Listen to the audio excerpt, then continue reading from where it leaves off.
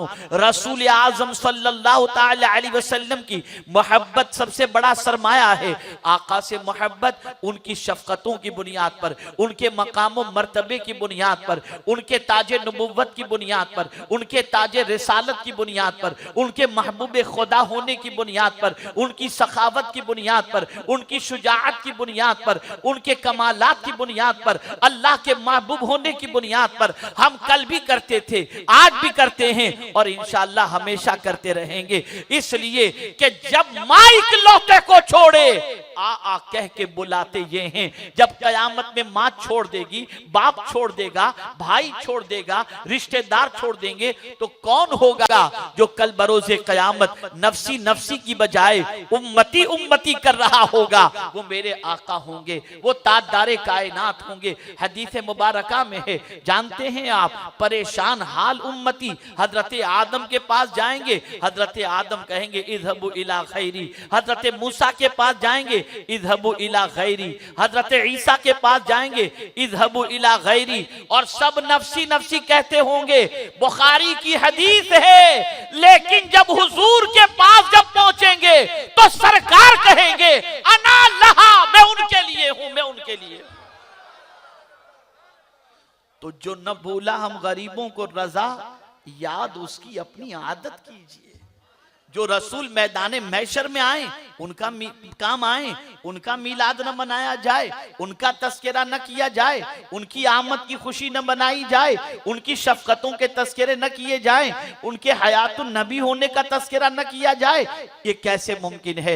ए रसूल आजम सल्लल्लाहु अलैहि वसल्लम के दीवानों, वक्त बड़ी तेजी से गुजर रहा है और खत्म होने में वक्त के सिर्फ 5 मिनट बाकी है। मैं 5 मिनट के अंदर कुछ अहम बात आपके गोश गुजार कर दूं। याद रखो मेरे प्यारे आका सल्लल्लाहु ताला अलैहि वसल्लम के प्यारे दीवानों, रसूल आजम सल्लल्लाहु ताला अलैहि वसल्लम शफकत फरमाते थे, रहमत फरमाते थे, प्यार फरमाते थे, नरमी इख्तियार फरमाते थे, आने वालों को नवाजा करते थे। सरकार सल्लल्लाहु अलैहि वसल्लम की इसी नरमी ने लोगों के दिलों को हुजूर की तरफ माइल फरमा दिया था। आज मुसलमान की पोजीशन देखें, मुसलमान का मिजाज देखें, मुसलमान का दिमाग देखें। उसको खाली देखना है तो इसी से देखें, बाइक चलाते हैं तो इतनी तेज कि जैसे किसी को उड़ा देंगे। जरा मुसलमानों को गलियों में बाइक चलाते देख लीजिए, कार चलाते देख लीजिए, सिग्नल तोड़ते देख लीजिए, रफ्तार देख लीजिए, और किसी का धक्का लग जाए तो मां बहन की गाली से तो आगाज करते हैं। क्या ये मुसलमान कहां से सीखे? ये कहां से आपने तालीम हासिल की? ये कहां से मिजाज आपने बनाया? ये अक्लो शऊर आपको किसने अता फरमाई? एक मुसलमान और इतना बेहुदा, एक मुसलमान और इतनी बकवास करने वाला? नहीं नहीं, मुसलमान ज़बान से शहद निकालता है, आग के अंगारे नहीं निकाला करता। ए रसूल आजम सल्लल्लाहु अलैहि वसल्लम के दीवानों, मेरे उस्ताद इसीलिए कहा करते हैं कि मैं 2 चीजों से मुंबई में पनाह मांगता हूं, एक शैतान मरदूद से पनाह मांगता हूं और एक बाइक वालों से पनाह मांगता हूं। इसलिए कि वो किस गली से निकलेंगे और किसको उड़ा देंगे कोई ठिकाना नहीं। मैं आपको बताऊं, दूसरों के मोहल्ले में बाइक पार्क होती है, आप सिर्फ उसको देख लें तो इस तरह से लाइन से बाइक पार्क होती है कि एम्बुलेंस क्या ट्रक को भी जाना हो तो आसानी से गुजर जाए, और मुस्लिम मोहल्ले से एम्बुलेंस भी निकालना हो तो मुश्किल हो जाए। इसलिए कि जहां मौका मिला वहां, जहां मन पड़ा वहां गाड़ी खड़ी कर दी। कहां से सीखा हमने? ये तरीका कहां से आया हमारे पास? क्या इस्लाम ने रास्ते का हक नहीं बताया? क्या इस्लाम ने यह नहीं फरमाया कि रास्ते से तकलीफ दे चीज को हटा देना? हुजूर फरमाते हैं ये ईमान की शाखों में से एक शाख है, इस पर अल्लाह कयामत में अजर अता फरमाएगा। यहां रास्ते ही में तकलीफ। और जितने मुस्लिम मोहल्ले हैं, मैं आपके इस मोहल्ले का तस्करा नहीं करता, मैं जिस मोहल्ले में रहता हूं वहां का भी यही हाल है। बहुत सारे कहते हैं मौलाना कहते हैं, लोग सुनते नहीं। मैं कहता हूं जो नहीं सुनते उनको छोड़ो, आप अपनी बाइक तो सीधी पार्क करो, आप तो इतना करो। आप करेंगे तो इंशाल्लाह दूसरे भी लाइन पर आ जाएंगे, लेकिन नहीं। हमारे मोहल्ले देखो, हमारा मिजाज देखो, कोई जल्दी से हमारे मोहल्ले में दूसरा टैक्सी वाला एंट्री करने के लिए सोचता है कि कहीं हम जाएंगे ठोकर लगेगी तो मार धाड़ न कर दे, गाड़ी न तोड़ दे। ये हमारा मिजाज। हुजूर तो नरमी फरमाते थे, प्यार देते थे, दरगुजर करते थे, शफकत फरमाते थे, लेकिन हमने ये सारी चीजें छोड़ दी हैं और हमारा मिजाज बिल्कुल तब्दील हो चुका है। ए रसूल आजम सल्लल्लाहु ताला अलैहि वसल्लम के दीवानों, अगर हम ये चाहते हैं कि लोगों के दिलों में हमारी मोहब्बत पैदा हो, अगर हम ये चाहते हैं लोगों के सीनों में अकीदत का चिराग रोशन हो, अगर हम ये चाहते हैं कि लोगों के दिल के अंदर अजमत इस्लाम पैदा हो, तो हमें अपनी आदतों को चेंज करना होगा, हमें अपने मिजाज को चेंज करना होगा, हमें अपनी सोच को बदलना होगा, हमें अपने अंदाजे जिंदगी को बदलना होगा। नरमी की जिंदगी अपनाओ, शफकत की जिंदगी अपनाओ, मोहब्बत की जिंदगी अपनाओ, प्यार की जिंदगी अपनाओ, हुस्न अखलाक की जिंदगी अपनाओ। जब ये चीजें अपनाएंगे अल्लाह रब्बुल इज्जत जल्ल जलालहू हमें इज्जत भी अता फरमाएगा, मकाम भी अता फरमाएगा। एक मिसाल पेश करके मैं अपनी गुफ्तगू को खत्म करता हूं।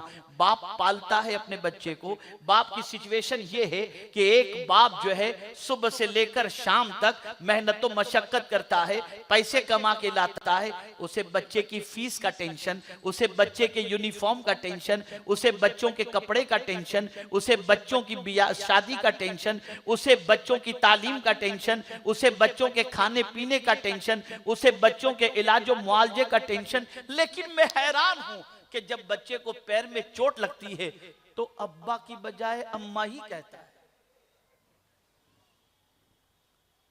मां कहकर पुकारता है। सुबह से लेकर रात तक तेरा बाप न धूप देखता है, न परेशानी देखता है, तेरे लिए कमा के लाता है, और मां तो घर में तैयार जो राशन होता है रोटी पका के तुझे खिलाती। लेकिन तकलीफ आई तो मां क्यों? तो सुन लो, उसकी वजह यह है कि जो प्यार मां देती है उतना प्यार बाप की तरफ से नहीं मिल पाता। जो शफकतें मां की तरफ से मिलती हैं वो किसी और की तरफ से नहीं मिल, तो जिसकी तरफ से शफकतें मिलती हैं आदमी उसको मुसीबत में याद करता है। अब यहां अगर कोई या रसूल अल्लाह कहने पर शिर्क कहे तो सिर्फ एक सवाल पूछता हूं, आप जिस मदरसे में पढ़े हो उस मदरसे में आपको कभी उस्ताद ने डंडा मारा हो तो आपने वहां माँ कहकर तो पुकारा होगा। माँ आपके घर में या शायद कब्रिस्तान में पहुंच गई, लेकिन उस्ताद ने मारा तो आपने माँ कहकर पुकारा, तो आपके उस्ताद ने ये नहीं कहा कि तू शिर्क कर रहा है, माँ घर में बैठी है दूर से क्यों पुकार रहा है।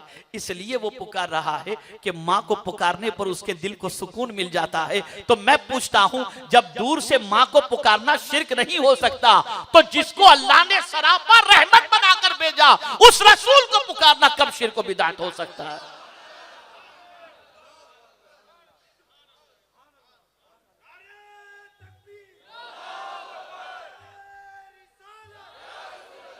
इसलिए याद रखें, आकाए करीम सल्लल्लाहु ताला अलैहि वसल्लम इतना प्यार देने वाले हैं, इतना प्यार कि कायनात में किसी और ने इतना प्यार नहीं दिया।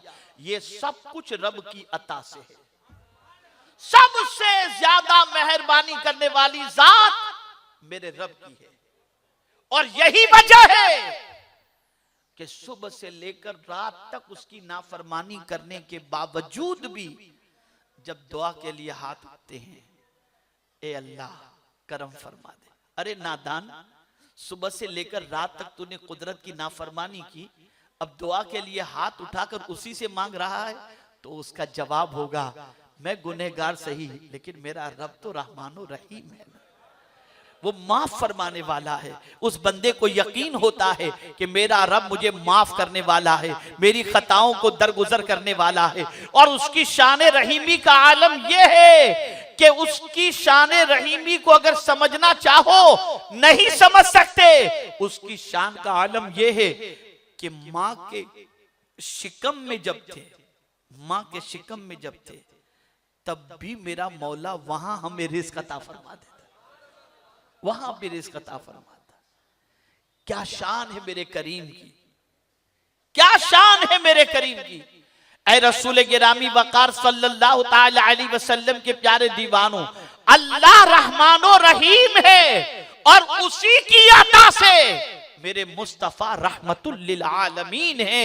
और उसी ने फरमाया फबिमा रहमतिम मिनल्लाहि लिंत लहुम, अल्लाह की रहमत से आप नर्म दिल हो इसलिए ये आपके करीब हैं। वलौ कुन्त फज़्ज़न गलीज़ल क़ल्ब लनफ़द्दु मिन हौलिक, अगर मेरे महबूब आप सख्त दिल होते तो ये सब आपके करीब से चले गए होते। पता ये चला जहां नरमी होती है वहां लोग पहुंचते हैं और जहां सख्त दिल इंसान हो उसके पास कोई नहीं पहुंचता।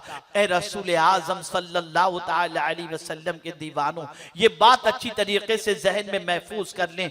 अल्लाह अकबर। मेरे प्यारे आका सल्लल्लाहु ताला अलैहि वसल्लम के प्यारे दीवानों, अगर कोई नरमी से चल रहा हो तो आदमी के दिल में उसकी मोहब्बत होगी। कोई यूं चल रहा हो तो आदमी कहेगा बड़ा सख्त दिल इंसान लग रहा है। अल्लाह अकबर। मेरे प्यारे आका सल्लल्लाहु ताला अलैहि वसल्लम के प्यारे दीवानों, रसूल गिरामी वक़ार सल्लल्लाहु ताला अलैहि वसल्लम बहुत ही नर्म मिजाज थे और सरकार सल्लल्लाहु अलैहि वसल्लम ने सहाबा की तरबियत भी फरमाई, उनके दिल को भी नर्म किया। और यही वजह है कि सहाबा हुजूर की बारगाह में हाजिर होते, कभी किसी की तकलीफ पर उनको तकलीफ महसूस न हो तो सहाबा बेचैन हो जाते। एक सहाबी हुजूर की खिदमत में हाजिर आए, अर्ज करते हैं या रसूल अल्लाह सल्लल्लाहु अलैहि वसल्लम, मेरा दिल थोड़ा सा सख्त महसूस होता है, सरकार मैं अपने दिल को नर्म करने के लिए क्या करूं? मेरे आका ने फरमाया यतीम के सर पर हाथ फेर, तेरा दिल नर्म हो जाएगा। आप जरा सोचो, सहाबा दिल की नरमी का इलाज हुजूर सल्लल्लाहु अलैहि वसल्लम की बारगाह से हासिल किया करते थे। और मेरे आका सल्लल्लाहु अलैहि वसल्लम ने फरमाया जिस किसी को नर्म दिल मिल गया उसे मेरी रहमत से कुछ हिस्सा मिल गया। अब अगर यहां कोई कहे कि हर जगह नरमी, तो नहीं। उम्मुल मुमिनीन हजरत आयशा सिद्दीक़ा रज़ियल्लाहु ताला अन्हा इरशाद फरमाती हैं कि आकाए करीम सल्लल्लाहु ताला अलैहि वसल्लम शरीयत के मामले में और अल्लाह के हुदूद के मामले में किसी की रियायत नहीं करते थे। वहां किसी की रियायत, लेकिन बात अगर अपनी जात की आए तो मुस्तफा माफ कर दिया करते थे। लेकिन बात जब खुदा की जात की आए तो मुस्तफा वही करते थे जो करने का कुरान में हुक्म आया है। मेरे प्यारे आका सल्लल्लाहु अलैहि वसल्लम के प्यारे दीवानों, जहां शिद्दत का हुदूदुल्लाह की पामाली की वजह से हुक्म है वहां पर शिद्दत जरूरी है। और जहां आपसी मामलात हो तो वहां सहाबाए किराम की जो सिचुएशन कुरान ने बयान की, रुहमाउ बैनहुम, आपस में वो नर्म दिल हैं, तो वहां नरमी के हवाले से हुक्म दिया गया।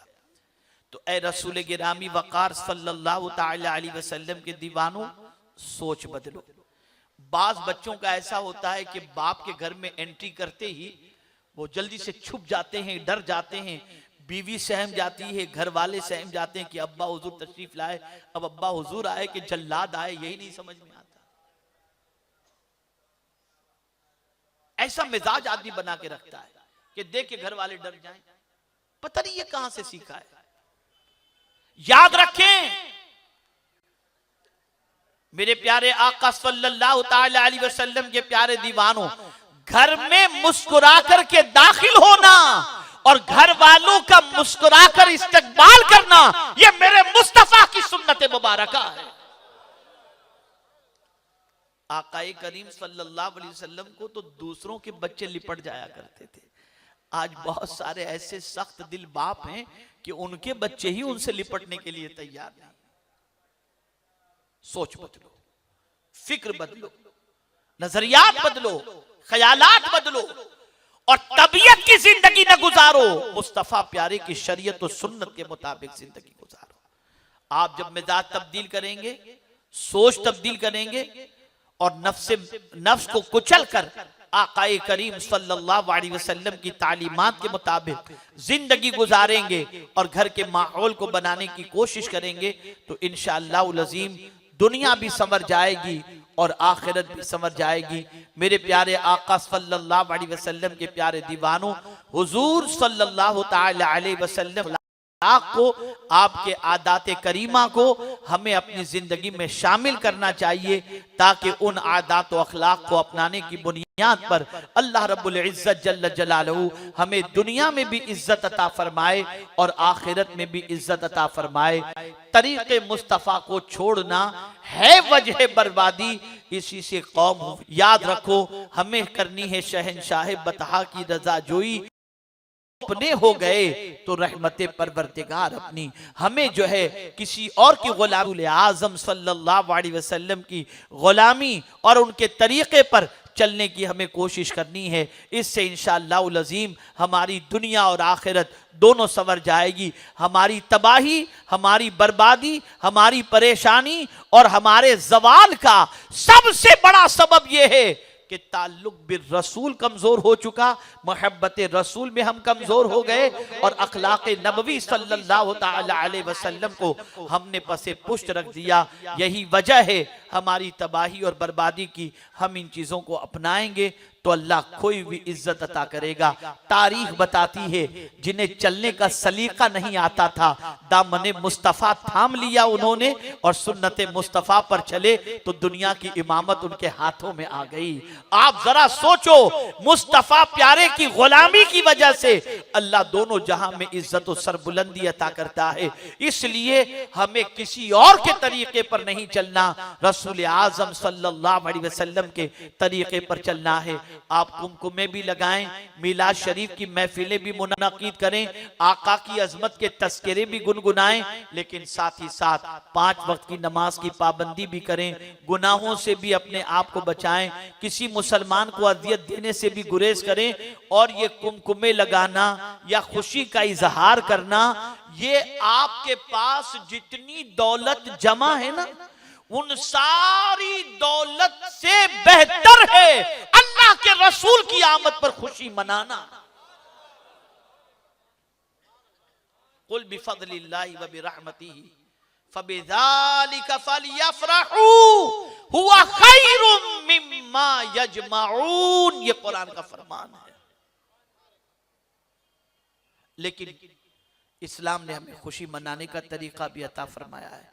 हुदूद शरीयत में रहकर खुशी मनाएं, बावुजू जुलूस में निकलें, नमाज का वक्त हो नमाज अदा करें, दुरूद शरीफ की कसरत करें।